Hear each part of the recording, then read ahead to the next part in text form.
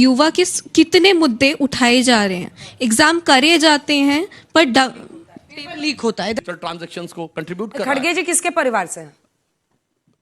लगाया नहीं, पंडित अटल बिहारी वाजपेयी क्या क्या खाते थे, जरा उनकी लिस्ट बता दूं मैं। सर आपने मैं हूँ यासर मलिक। कि क्या ये जो आप जेनजी का रिप्रेजेंटेशन कह रहे हैं नितिन नवीन जी को, क्या ये रिप्रेजेंटेशन बिल्कुल वैसा ही होने वाला है जैसे कि दिल्ली की सीएम क्यूआई को टेम्परेचर समझती हैं? क्या ऐसा ही स्टिग्मा वो पैदा करने वाली? सुधांशु जी, फिर उसके बाद वो तो विदेश कहते में हैं घूमने आप चले ओवैसी जाओ। जी को प्लांट करते हैं आपने सर। टर्न पे सवाल है वो तो कह रहे हैं कि ओवैसी जी प्लांट करते हैं ओवैसी जी को आप। और आप देख रहे हैं अपना यूट्यूब चैनल YS3 न्यूज। करना सीबीआई जांच चल रही है नहीं चल रही है? सुधांशु जी, आप लोग मैंडेटरी करना चाहते हैं संचार सारथी ऐप को फोन में कंपलसरी डालने के लिए, उससे प्राइवेसी कंसर्न नहीं होगा इसी युवा के लिए। कितने दिन लग गए सर उसको सीबीआई रिकमेंडेशन के लिए? इनके अंदर जो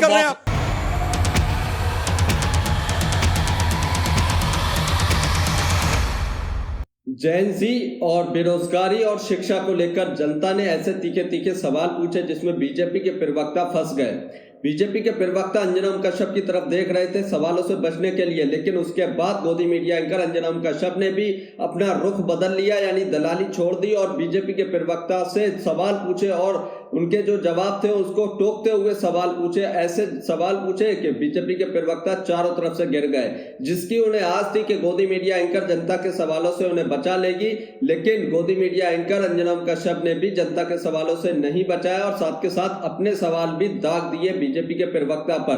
तो बीजेपी प्रवक्ता की सारी हेकड़ी सारी हवा निकल गई जब जनता के सवाल और अंजना ओम कश्यप के सवाल सुने।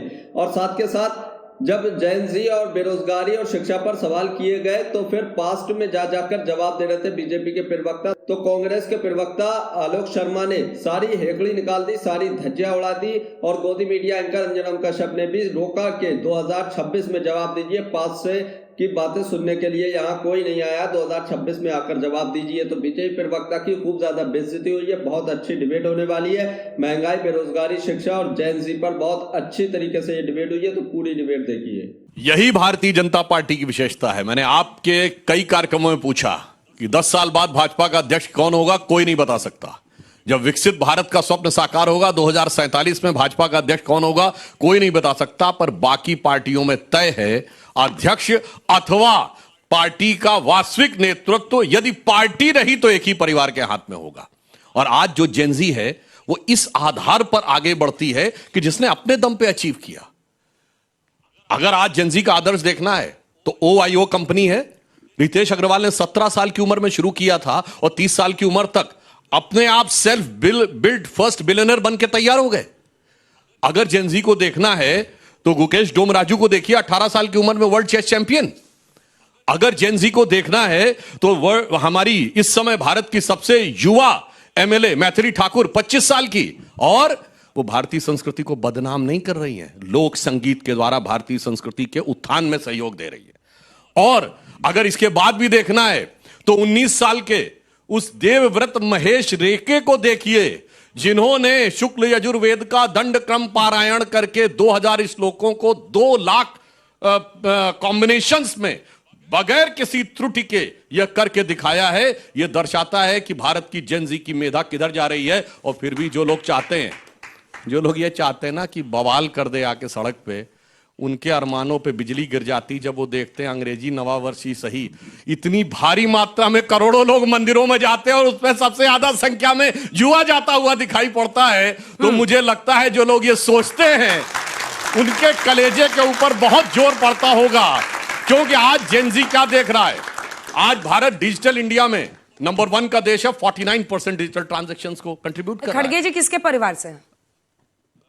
खड़गे जी हाई कमान नहीं, वो अपने मुंह से बोल चुके हैं कि उनके प्रदेश में नेतृत्व सीएम के बारे में पूछा गया तो कहते हाई कमान तय करेगी। मतलब कमान किसी और के हाथ में है, वो सिर्फ उनका चेहरा और निशान है। जैसे पीएम कोई और था, सुपर पीएम कोई और है, अध्यक्ष कोई और है और हाई कमान कोई और है।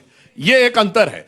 मैं सिर्फ ये कहना चाहता हूं कि भारत की जेनजी ने दिखाया है, जो करोड़ों करोड़ों बच्चे गए मंदिरों में, आज अगर आप देखें पिछले 1.5-2 साल में क्लब भजन और मॉडर्न कीर्तन के ऊपर भजन गूगल जैमिंग में कहते हैं उसको, भजन जैमिंग। हाँ, अब जो गूगल पे है? सर्च हुई है 400 to 600 टाइम्स, यानी 4 से 6 गुना बढ़ी है। हाँ। इसलिए मैं कहना चाहता हूं, आज प्रधानमंत्री जी ने जो संदेश दिया है अयोध्या से लेकर सोमनाथ तक, तो मैं एक पंक्ति में कहना चाहूंगा, जेन जी के युवाओं जागो, पुनः नया युग आया है।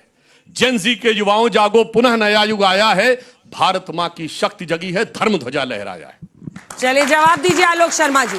45 वर्ष में उनको बना रहे हैं और अभी 5 राज्यों में चुनाव। वैसे मैं एक चीज और 2 clear राज्य कर इनको दूं, डिफेंड करना है, एक बाकी लाइन जगह और अपनी विपक्ष पार्टी के पे पास। क्लियर कर दूं। हमारे यहां युवा वर्ग में जल्दी हमारे यहां अध्यक्ष बनते हैं। अमित शाह जी जब अध्यक्ष बने ही वॉज 49, जब नितिन गडकरी जी अध्यक्ष बने ही वॉज 51, जब राजनाथ सिंह जी अध्यक्ष बने ही वॉज 54, और जब अटल बिहारी वाजपेयी जी अध्यक्ष बने थे ही वॉज 42। तो ऐसा नहीं कि कोई भारतीय जनता पार्टी ने कोई बड़ा आश्चर्यजनक काम कर दिया है। चलिए आलोक शर्मा जी, अब आप मोर्चा संभालिए और बताइए कि क्या अभी 5 राज्यों में चुनाव है, एक अगर असम छोड़ दे और पुडुचेरी, तो हालांकि आप स्टालिन के साथ हैं, वहां पर ममता बनर्जी हैं, डिफेंडर के तौर पर आप किस तरह से देख रहे हैं? नितिन नबीन के नेतृत्व में वो कह रहे हैं कि एकदम नई बयार चल गई है, नया युग आ गया है। जब देश के प्रधानमंत्री राजीव गांधी बने थे तो केवल 42 साल के थे और उन्होंने युवाओं के लिए बहुत काम किया थे। और अच्छी बात है अगर आपने बता दिया, वो कंप्यूटर युग लेकर आए, टेक्नोलॉजी लेकर आए, युवाओं के लिए रोजगार के नए नए रास्ते खोले। युवा बनने से युवाओं के लिए क्या होता है, विषय ये है। विषय ये नहीं है कि कोई बुजुर्ग है तो वो युवाओं के लिए नहीं कर सकता। क्या इसका मतलब मोदी जी ने कुछ नहीं किया? वैसे तो नहीं किया उन्होंने। मुद्दे की बात यह है, हाँ, अगर आप कह रहे हैं कि केवल युवा ही कर सकता है तो आप खुद स्वीकार कर रहे हैं उसको। दुर्भाग्य यह है कि परंपरागत परिवारवाद से एक व्यक्ति आया, नड्डा जी को 5-6 साल हो गए थे, उनको बदलना था। आरएसएस और बीजेपी की टसल थी, एक पर्ची वाले कार्यकारी अध्यक्ष बना दिए गए। हमसे पूछते हैं चुनाव कब होगा, डेमोक्रेसी कब होगी, नड्डा जी के खिलाफ कौन चुनाव लड़ा था, नहीं बताएंगे। अमित शाह जी के खिलाफ कौन चुनाव लड़ा था, नहीं बताएंगे। पर्ची से नितिन नवीन को बना दिया। अब कह रहे हैं साहब ये तो बहुत विकसित भारत और पता नहीं क्या क्या, 92 रुपए पर डॉलर हो रहा है, विकसित भारत है। युवाओं की फीस नहीं जा रही है। लगभग 30 लाख लोगों ने 2014 के बाद पासपोर्ट सरेंडर कर दिया, ये विकसित भारत है। गोंडा में वहां पर हॉस्पिटल में चूहे कूद रहे थे अभी 4 दिन पहले, आपने सबने सोशल मीडिया पर देखा होगा। 200 पहली यूनिवर्सिटी में एक भी हिंदुस्तान की यूनिवर्सिटी नहीं है। तालियां बजाने से कुछ नहीं होता है। केवल आप मुझे बताइए, दिल्ली पॉल्यूशन के ऊपर सुप्रीम कोर्ट ने इतनी लताड़ लगाई है पिछले 2 महीने के अंदर, देश के प्रधानमंत्री और नितिन नवीन का कोई एक ट्वीट आया हो तो मुझे बता दीजिएगा। विकसित भारत यह है कि किस तरह से हथकड़ियां और बेड़ियां लगकर अमेरिका से हमारे तमाम जो नागरिक हैं वो आए हैं, उसमें ज्यादातर युवा थे। विकसित भारत यह है कि 2 दर्जन से ज्यादा लोग सीवर का पानी पी के इंदौर में मर गए। नितिन नवीन खामोश थे, किसी ने नितिन नवीन के कोई स्टेट 2024 की बात कर लें। आज महाराष्ट्र हो रहा है। 2024 में 1 साल पहले ही हमारे सांसद ज्यादा थे बीजेपी से। तो इस समय का फेयर होता है, सबको देखना होता है कि किसने क्या डिलीवर किया, किसने क्या नहीं किया। आज तो बहुत बड़ी बड़ी बातें अभी चल रही हैं कि भाई विकसित भारत में पता नहीं क्या क्या होगा। मैं तो केवल ये पूछता हूं, 10 दिन हो गए अंकिता भंडारी के केस में सीबीआई की रिकमेंडेशन हुए, पूरे हिंदुस्तान में किसी ने डिबेट को पूरा देखकर जाइए। वंजना कश्यप की धज्जा उड़ाने वाली सुधांशु त्रिवेदी की और साथ के साथ जनता के तीखे सवाल आने वाले हैं जैन जी पर, तो पूरी डिबेट देखिए। चिट्ठी देखी हो तो जरूर बताइएगा। केवल मुद्दों से डेविएट करना। सीबीआई जांच चल रही है, नहीं चल रही है? सुधांशु जी, एक स्पेसिफिक सवाल अंकिता भंडारी, सीबीआई की कोई कार्रवाई हो रही होगी, किसको किया गया तो आपको बताया जाएगा। नहीं, वो स्टेट गवर्नमेंट सीबीआई को करती है। अरे कैसे, क्या आपको पता है क्या? आपको टाइमलाइन तो सेट कीजिए, कब तक जांच की रिपोर्ट आएगी? आप सांसद है, स्टेट गवर्नमेंट सेंटर को लिखिए। कितने दिन लग गए सर उसको सीबीआई रिकमेंडेशन के लिए? इनके अंदर जो अब मेरे टर्न पे बोलिए भाई साहब, इनके अंदर बौखलाहट इसलिए होती है कि जब सीबीआई कहता है कोर्ट से कि जो स्टेटस रिपोर्ट है ये किसी पॉलिटिकल एग्जीक्यूटिव को शेयर नहीं की जाएगी और ये हलफनामा देती सीबीआई, उसके बाद सुनिए सीबीआई कहती है कि पीएमओ के अधिकारियों ने बुलाया था और उसके बाद रिपोर्ट देखकर उसमें संशोधन किए 2G केस में, और तभी सुप्रीम कोर्ट ने बोला था कि CBI is a cage parrot. आप अपने जमाने के हिसाब से बोल रहे हैं, इसलिए उस विषय को छोड़िए। 2G में और कोलगेट में जिनके ऊपर 1,76,000 करोड़ के घोटाले के आरोप लगाए, सबको बरी कर दिया इन्होंने। ठीक है, इसका मतलब एक सिंपल सवाल है, अंतिम बात अंकिता भंडारी में मैं कहना चाहूंगा, सांसद जी का जवाब दूंगा। जो अंकिता भंडारी के केस में सीबीआई की रिकमेंडेशन है, वो स्टेट गवर्नमेंट लेटर लिखेगी सेंटर को कि ये पॉइंट ऑफ रेफरेंस है कि इन मुद्दों पर हमारी जांच होनी चाहिए। क्या वो चिट्ठी लिखी गई सेंट्रल को? सुधांशु भाई ने अरे भाई लिखी गई, हाँ या ना बता दीजिए भाई। अंजना जी, और क्या मेरे पास जो इन्फॉर्मेशन है अभी कह रहे हैं, हाँ, लिखी गई है। मेरा सवाल सुधांशु जी आपसे है, डीओटी आपके अंडर आता है, आप लोग मैंडेटरी करना चाहते हैं संचार सारथी ऐप को फोन में कंपलसरी डालने के लिए, उससे प्राइवेसी कंसर्न नहीं होगा इसी युवा के लिए? अब कंपल्सरी मेरा नहीं। सवाल इस पे है कि युवा कितने मुद्दे उठाए जा रहे हैं, एग्जाम करे जाते हैं पर लीक होता है। इधर से 3 सवाल। मेरा सवाल बीजेपी से यह है कि क्या ये जो आप जेनजी का रिप्रेजेंटेशन कह रहे हैं नितिन नवीन जी को, क्या ये रिप्रेजेंटेशन बिल्कुल वैसा ही होने वाला है जैसे कि दिल्ली की सीएम क्यूआई को टेम्परेचर समझती हैं? क्या ऐसा ही स्टिग्मा वो पैदा करने वाली? सुधांशु जी आपसे शुरू करेंगे, जवाब दीजिए। देखिए, मैंने सिर्फ नितिन नवीन जी को नहीं कहा, मैंने आपको भिन्न भिन्न क्षेत्रों में काम करने वाले अनेक युवाओं का उदाहरण दिया, क्योंकि मोदी जी ने एक पूरा सिस्टम बनाया है जिसमें युवा अपनी प्रतिभा के साथ उभर कर सामने आ सके। और जहां तक राजनीति की बात है तो मैं यह भी बता देना चाहता हूं, यदि देश का और जो देश का नेतृत्व यदि बूढ़ा हो जाए और वो डरने लगे तो क्या होता है। लियोनार्ड मोशले ब्रिटिश पत्रकार को 1959 में जवाहरलाल नेहरू जी का दिया गया इंटरव्यू उनकी वॉइस में भी अवेलेबल है और टेक्स्ट में भी अवेलेबल है, जिसमें वो साफ पूछा जा रहा है कि जब सेकेंड वर्ल्ड वॉर में ब्रिटिशर्स हार गए थे और छोड़ना मजबूरी थी, आपने पार्टीशन क्यों स्वीकार कर लिया? उन्होंने सीधे कहा है, हमारा नेतृत्व बूढ़ा हो गया था, हम थक गए थे, हम दोबारा जेल में जाने को तैयार नहीं थे, इसलिए हमने स्वीकार कर लिया। अगर एक बार ये 59 की किताब the last days of British Raj, जिसमें खुद नेहरू जी का दिया गया इंटरव्यू है। इसलिए मैं कहना चाहता हूं, और जहां तक युवाओं की बात है, सबसे युवा मुख्यमंत्री अखिलेश जी थे, उनके पिताजी मरहूम मुलायम सिंह यादव जी पहली बार क्लियर मेजॉरिटी लेके आए थे, 57 पे लाके पटका। राजीव गांधी जी इंदिरा जी की सहानुभूति लहर पर 400 से अधिक सीटें लेके आए थे, 200 के नीचे लाके पटका, और उसके बाद 2009 के एक्सेप्शन को छोड़कर कांग्रेस कभी 200 टच नहीं की है, और जब से राहुल गांधी जी आए 100 टच नहीं की। मुझे लगता है युवाओं के तमाम जो भी सपने थे उनके ऊपर अगर सबसे ज्यादा किसी सरकार ने कुठाराघात किया है तो वो मोदी सरकार ने किया। अग्निवीर योजना लेकर आए, आज तक उस योजना से क्या प्लस है क्या माइनस है किसी को नहीं पता है। उसमें कहां से ग्रामीण क्षेत्र से पहाड़ों से बच्चे जाते थे देश की सेवा के लिए, वो उसका कितना ग्राफ गिर गया है किसी को नहीं पता है। एजुकेशन की बात एक भाई ने बहुत अच्छी उठाई, मोदी जी के आने के बाद 40,000 स्कूल बीजेपी शासित राज्यों में बंद हुए हैं। क्या हुए हैं? बंद हुए हैं। दूसरी चीज, अभी मां वैष्णो देवी के नाम पर एक मेडिकल कॉलेज था, उसको अभी 4 दिन पहले 6 दिन पहले इन्होंने बंद किया है। ये लोग बंद करना जानते हैं एजुकेशन संस्थाओं को। आरएसएस की सोच ही ये है कि 5 किलो राशन और शौचालय। दिल और दिमाग की बात मत करो, ये आरएसएस की पुरानी सोच रही है। अभी हमारे साथी भारतीय जनता पार्टी के एक जैन जी की बात कर रहे हैं। माननीय मोदी जी ने अपने सभी सीनियर को मार्गदर्शक मंडल में डाल दिया और अपना एक्सटेंशन कर लिया। ये जैन जी की बातें इनकी कितनी एक दूसरे से मेल खाती है, देश और प्रदेश समझ रहा है। और पेपर लीक में जिस प्रदेश से मैं उत्तर प्रदेश से आता हूं, उत्तर प्रदेश रिकॉर्ड बना चुका है। 108 की जो महिलाएं थी हमारी पुलिस की, उनके साथ कैसा वो आंदोलन में थी, अपनी केवल वेतन संबंधी बढ़ाने के लिए आपने कैसा बर्ताव किया योगी सरकार की पुलिस ने, और ये पूरे देश के सामने पूरे प्रस्तुत है। और मैं आपको याद दिलाना चाहता हूं, संभल का जो कांड है आपको याद होगा, एफआईआर करने का आदेश वहां पर पुलिस दे चुकी है, संभल का जो कोर्ट है वो न्यायालय दे चुका है, लेकिन उस पर एफआईआर नहीं हो रही। अनु चौधरी जी पे और उनके टीम पे अभी तक एफआईआर नहीं हो रही। अंजना जी, ऐसी मान्यता है और सच्चाई है कि किसी भी देश के युवा को अगर मजबूत बनाना है तो बचपन से उसकी शिक्षा में सुधार कर दो। मैं आप सबको स्वागत करता हूं, आओ मुंबई, एक बार बृहन मुंबई महानगर पालिका के स्कूल देखो। वर्ल्ड क्लास स्कूल बनाने का काम किसी ने किया तो आदित्य ठाकरे ने किया, और आज उसी की वजह से हमको लोग कहते थे कि हम बीएमसी चुनाव में खत्म हो जाएंगे, खत्म नहीं हुए। अच्छी लड़ाई से अच्छी सीटें जीते हैं, इसका मतलब कमजोर जरूर हुए हैं, खत्म नहीं हुए। तो ये भी आपको अच्छी फाइट दी है उन्होंने।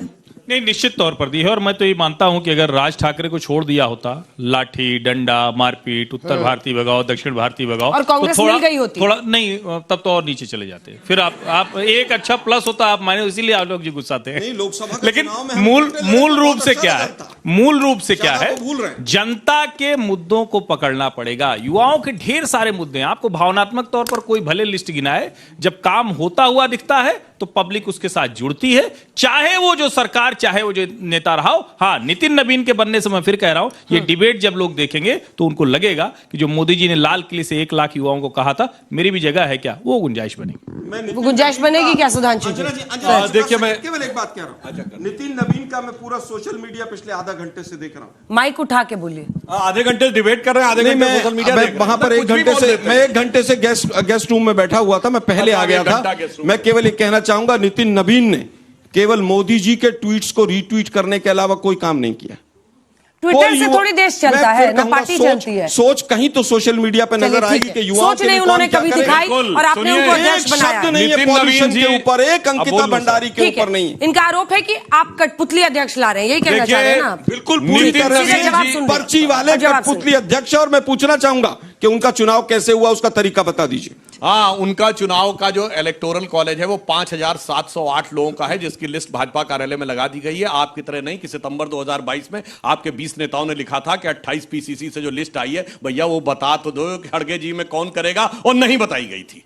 ये अंतर है। और दूसरी बात मैं बताना चाहता हूं, नितिन नवीन जी तो ये कह रहे हैं कि प्रधानमंत्री मोदी जी के ट्वीट को रिट्वीट कर रहे हैं सोशल मीडिया पे, और इनके नेता कहां कहां से जानकारी पाते हैं, 7 समुंदर पार से, कहीं लंकावी से, कहीं कोलंबिया से, तो कहीं जर्मनी से, कहीं वियतनाम से। वो कौन कौन से सोर्स हैं जो उनको जानकारी देते हैं और उसके बाद वो उस पर ट्वीट करते हैं और उसके बाद भाषण देते हैं? मुझे लगता है देश को ये भली बात ही समझ में आ रहा है। हाँ, एक बात मैं जरूर कहना चाहता हूं, देखिए, सुविधा की राजनीति और मेहनत की राजनीति में अंतर होता है। आज इंडी गठबंधन सुविधा की राजनीति कर रहा है। क्या सुविधा की राजनीति?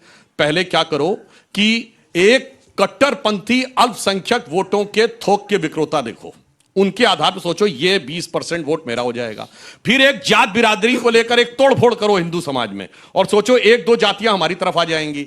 फिर उसके बाद विदेश में घूमने चले जाओ। जी को प्लांट करते हैं सर, टर्न पे सवाल है, सवाल है। वो तो कह रहे हैं कि ओवैसी जी प्लांट करते हैं ओवैसी जी को आप। देश के पहले प्रधानमंत्री हैं मोदी जी, उन्होंने कहा कि मैं ओबीसी हूं। अरे सुनिए भाई साहब, पहला देश का एकमात्र प्रधानमंत्री था जो पंडित अपने नाम के आगे लगाता था, जबकि वो मीट भी खाते थे, स्कॉच भी पीते थे, संस्कृत एक नहीं बोल पाते थे, मंदिरों के खिलाफ रहते थे। किसने लगाया? नहीं, पंडित अटल बिहारी वाजपेयी क्या क्या खाते थे, जरा उनकी लिस्ट बता दूं मैं। सर, वो किसके घर में रहते थे वो भी बता दूं मैं।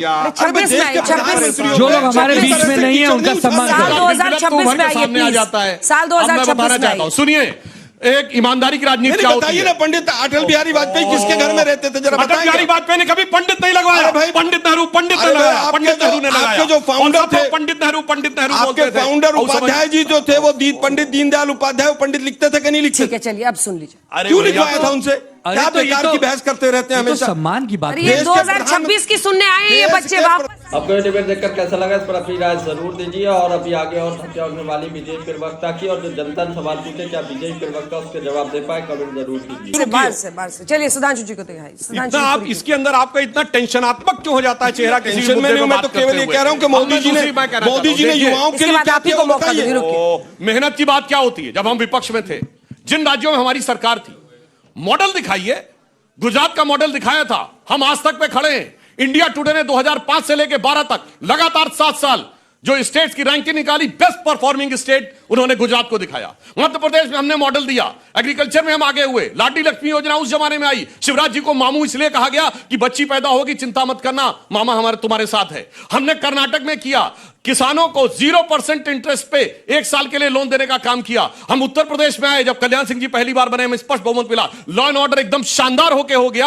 आप करके दिखाइए लोगों के सामने कि साहब मेरे पास स्टेट में पावर है, मॉडल है। इनका मॉडल क्या दिखता है? कर्नाटक में वो सिद्धारमैया और डीके शिवकुमार लड़ रहे हैं। सिद्धारमैया कह रहे हैं राहुल गांधी जी मुझे एक्सपेंशन का मौका नहीं दे रहे हैं। तो अगर छत्तीसगढ़ में आ जाते हैं तो भूपेश बघेल और के सिंह देव लड़ रहे हैं, और राजस्थान में गहलोत और पायलट साहब लड़ रहे हैं, तो पंजाब में अमरिंदर सिंह और वो लड़ रहे हैं, और राहुल गांधी जी अपने सब बड़े बड़े नेताओं करे बीजेपी का। और तो राहुल गांधी जी खुद बोले हैं गुजरात में जाके कि भाई कांग्रेस में 2 प्रकार के लोग हैं, आधी कांग्रेस के साथ है और आधी कांग्रेस भाजपा के साथ है। भाई साहब, अपना नेता अगर ये बोलने वाला हो तो आप समझ सकते हैं कि उस पार्टी की क्या स्थिति तो। आज तक आपने कभी, लेकिन छोटा सा उत्तर दे देता हूं। आपस में लड़ने से फुर्सत नहीं है, बीजेपी से कैसे लड़ी है? छोटा सा उत्तर दे देता हूं।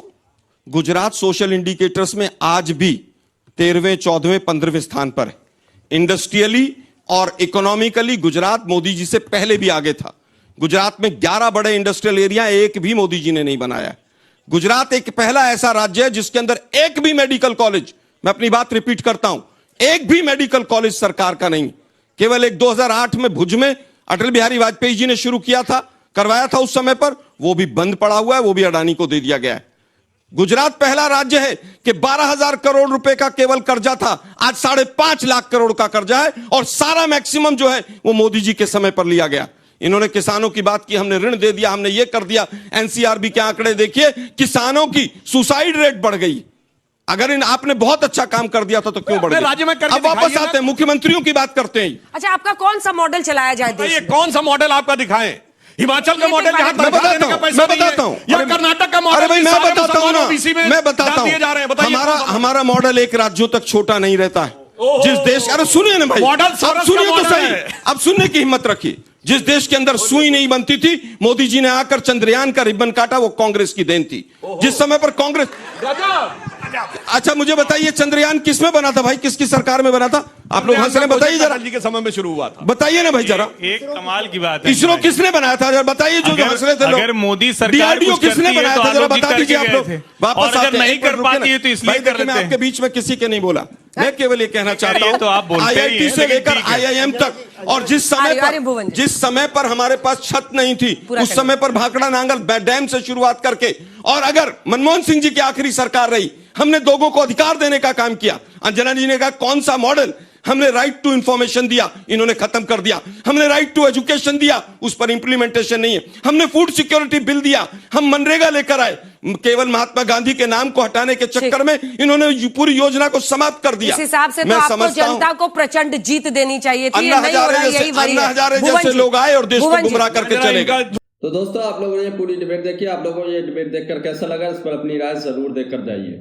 ये मुद्दा चल रहा था जैन सिंह, यानी कि जो बीजेपी ने अपना अध्यक्ष बनाया है नितिन नवीन को, उसके ऊपर ये डिबेट चल रही थी। जैन सिंह को लेकर के युवा अध्यक्ष बनाया है, युवाओं के लिए बनाया गया है। लेकिन जब आलोक शर्मा ने सारी पोल पट्टी खोली, उन्होंने बताया कि नितिन नवीन ने प्रधानमंत्री नरेंद्र मोदी के जो ट्वीट्स होते हैं उनको रीट्वीट करने के अलावा कोई काम नहीं किया और उनको कोई जानता भी नहीं है, और जो है वो युवाओं के लिए क्या करेंगे, कोई भी मतलब किसी भी टॉपिक पर, किसी भी मुद्दे पर कोई ट्वीट नहीं है, कोई बयान नहीं है, कुछ नहीं है। ऐसा तो अध्यक्ष बनाया। और जब आलोक शर्मा ने पूछा कि किस तरीके से ये अध्यक्ष बनाया गया है, कौन से चुनाव की प्रणाली थी, या कितने लोगों ने वोट किया, या कैसे बनाया, बीजेपी प्रवक्ता जब पूछा तो बीजेपी के प्रवक्ता के पास कोई जवाब नहीं था, और जो है इस बात को टाल मटोल कर गए। और साथ के साथ जब गोदी मीडिया एंकर अंजना कश्यप ने सवाल पूछे अंकिता भंडारी केस पर, तो बीजेपी प्रवक्ता कैसे घबरा जाते हैं और सवाल से बचते हुए दिखाई देते हैं और जवाब देने से जो है बचने लगते हैं। साथ के साथ कांग्रेस के प्रवक्ता